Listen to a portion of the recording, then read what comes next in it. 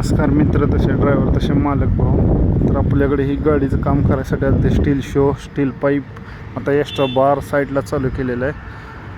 Carriage वगैरे बनवलेलं आहे, पायरी बनवलेले, हाईट वाढवलेले. गाडी 20 फूट आहे, 4 भत्ते नवीन, तसेच पाठीमागची जाळी.